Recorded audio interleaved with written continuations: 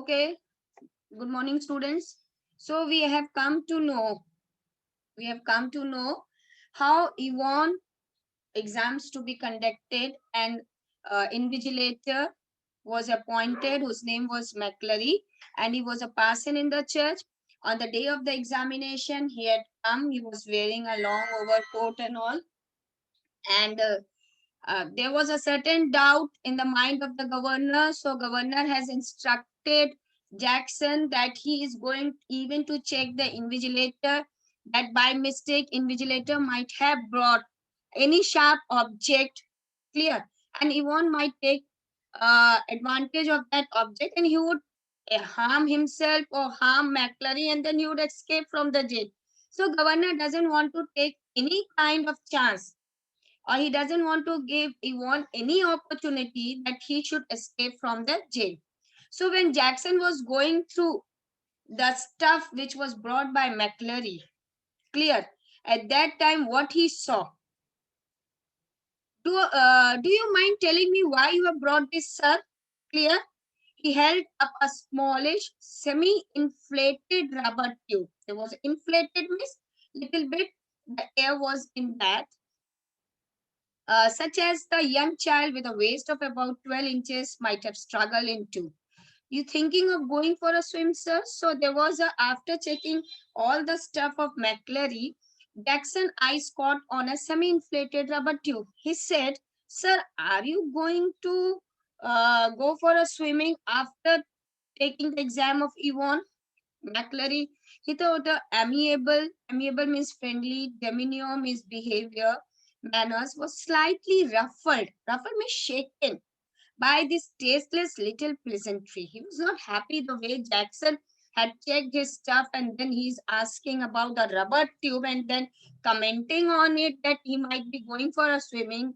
And Jackson knew very well that McClary body would not fit into that rubber tube. So such a silly question is asking.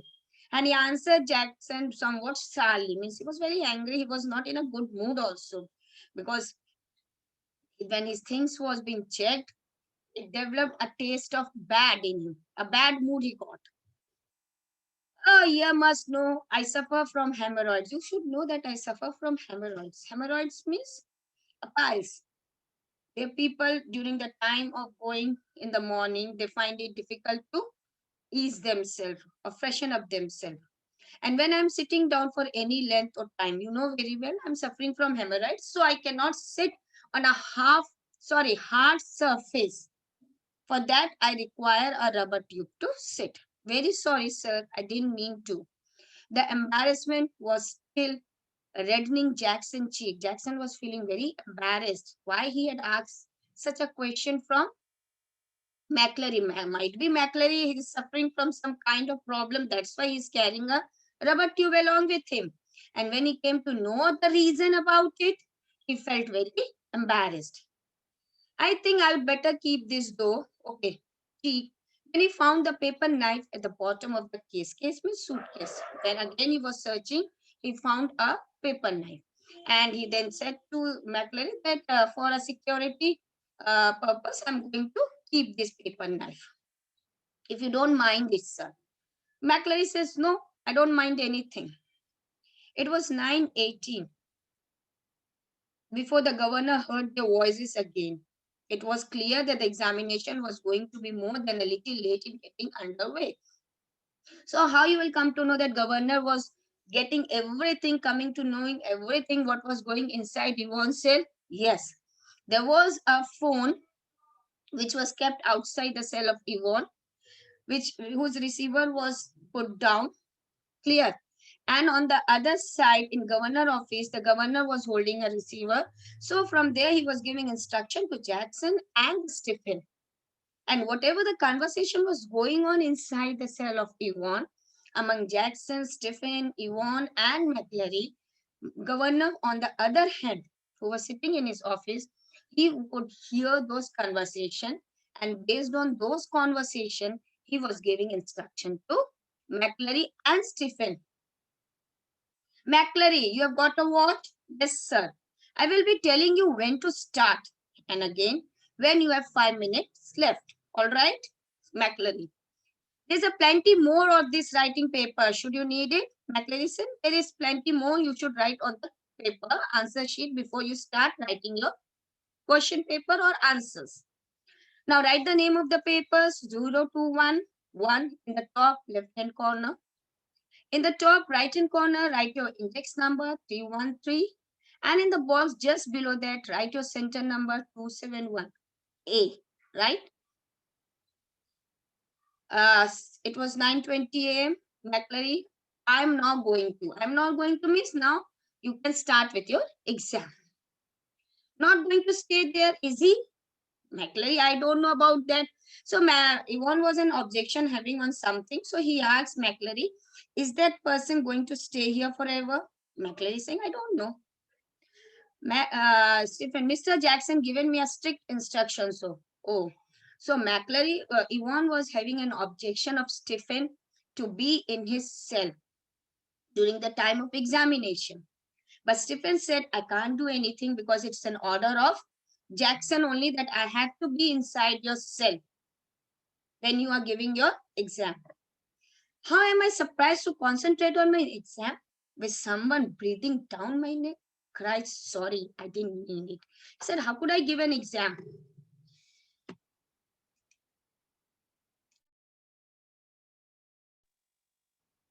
So he said, Yvonne is saying, I can't do anything. I cannot concentrate on my exam and if I find that somebody is standing right over my head. The governor reached to the phone. Jackson, good. Get Stephen out of cell, will you?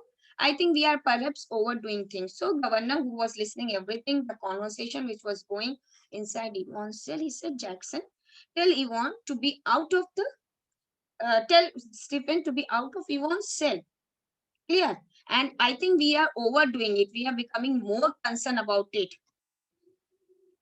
As you wish, sir. The governor heard the exchanges of the cell. The cell was open, again locked, and heard McLeary announce that the examination had begun at last. It was 9:25 a.m. and there was a great calm. It's quiet everywhere. At 9:40 a.m., the examiner board ran through it and the assistant secretary with special responsibility for modern language, that is another language, asked to speak to the governor. So at 9:40, there was a call from the examination office for governor. The examination had already started, no doubt. Quarter of an hour, already it is 45 minutes. This examination has started. Yes, well, there was a correction slip.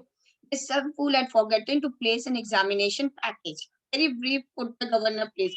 So there was a call from the examination board office about a question which has to be corrected. And he wanted governor to get that correction done by the invigilator so Yvonne could give the paper. Yes, of course. I will put you straight to the Jackson in leaving. Hold the line a minute. He said, yes. You can tell the correction. The Jackson is there where Yvonne is giving exam. So I will tell, I'm passing a call to Jackson. Was this a sort of thing the governor had feared? Again, the governor was having the suspicious mind. He said, was this a kind of planning that a call is there? Was the phone call a fake or a genuine? Okay. He dialed the number of examination board, but he heard only the statical bleep to the line engaged. Yes, whenever we make a call and we find a number to be engaged, we find that somebody is busy and talking. So governor was having a slightest doubt in his mind whether the call which has come on pretext of correction slip was actually from board office or some of Yvonne man has made a call. So what he did, he tried to find it out, verify it. And how he verified it? By making a call to the board office. There he found the regular message which we get that the line is engaged. The line seems to be busy. And then he understood, yes, the call which he had received from the board office was a genuine call. But the one line was engaged. Yes, not very intelligent. Don't think that Yvonne is very intelligent that he is going to use these kinds of technique. 2 minutes later, he heard some whispered communication in the cell and then McLeary brought Scott voice. Scott means Scottish. Will you please stop writing a while, Mr. Yvonne, and listen carefully? Candidate offering German 0 to 1, one should note the following correction. So McClary is making a correction. 1 page, 3 line. 15, the fourth word should read goldenen, not goldini. So there was a word goldini. Now he has to add n at the end of that word. It will be goldenen. And the whole phrase will therefore read some goldenen launin, not some goldenin launin. I'll repeat that. The governor listened and smiled. Governor was going on hearing, listening what was going on in Yvonne's cell, and he was smiling. He had because he understood German. Why? Because governor had taken German in the sixth form himself when he was in sixth standard. At that time, he took a language German, and he remembered all about the agreement of adjective, how adjective is added or it describes about the noun. And so did McClary. By the sound of thing from the minister pronunciation was most impressive. The way McClary was pronouncing the word, it was impressive because this way only the person, the people who work in the church, they pronounce. So he understood that this is only a real person. But what about Yvonne? He probably did not know what an adjective was. He was making fun of Yvonne, Governor, thinking that Yvonne doesn't know anything about adjective. What adjective is? The phone rang again. The magistrate court. They needed a prison van and a couple of prison officers. Remand cases. Remand means when they take up people on an interrogation. So there was a phone call and it has come from the court where they needed a police van and a police officer because they had to bring or they have to send a man to police remand. And within 2 minutes, the governor was wondering whether that could be a hoax. Again, governor thought that the phone call which has come from magistrate court might be a hoax or a real. He told himself not to be so silly. His imagination was beginning to run right. Right means ladai jote dange, running right. Whether it is real, it is fake. Whether it is real, it is fake. And at last he said, forget, don't think so much about it. Yvonne. For the first quarter of an hour, Yvonne had dutifully peered, looked to the peephole at interval of 1 minute or so. And after that, every 2 minutes. And 10:45 a.m., everything was still all right as he looked through the peephole once more. It took 4 or 5 seconds, no more. So, what was the duty of Stephen given by Jackson? That after every second, minute, he has to look into the cell of Yvonne. And when after every minute he was looking in the cell of Yvonne, he found Yvonne in the same condition. This went for half an hour, then he gave up, and then he started looking after every 2 minutes. Again, he saw Yvonne in the same condition, you will come to know. Then again, he thought that now he should increase his duration. He started looking Yvonne after 5 or 10 minutes regularly. And every time, whenever he used to see Yvonne, he used to see Yvonne in the same condition, that his pen between his lips sat staring straight in front of him towards the door, seeking means trying to find help. It seemed some surely need inspiration from somewhere. Means Yvonne was just sitting, looking at the cell door, and his eyes could feel or say that he was in need of some kind of a help. He was not able to answer the question. As Stephen is thinking of him, and opposite him, McClary seated slightly askew. Askew means side from table now. And what about McClary? How he was looking? His face is semi-profile, the way the person look, ordinary face. His hair, as Stephen had noticed earlier, amateurishly clipped. Amateurishly means not professionally barber. If you say they have a give a proper hairstyle, it was somebody has clipped it. Amateurishly means the hairs were cut in an uneven shape. To the scalp. Scalp is this. His eyes behind the pebble lens. He was having eyes, but he was wearing a very thick lens of spectacles. Peering means looking short-sightedly at the church time. And McClary was reading a church time and Yvonne was giving the exam. His right index finger is there, hooked beneath his clerical collar. He was wearing a clerical collar, so his right index finger was hooked, means he had caught hold of his clerical collar, and the finger of left hand, the nails were meticulously, means very cleanly manicured, means trimmed. Slowly stroking means giving a pat, the short black beard. So how McClary was looking like? He was having a face and like an ordinary face. Clear? He was wearing a thick lens spectacles. Clear? His hairs were cut in an uneven shape. He had put one of the right index finger holding the collar of his shirt. Clear?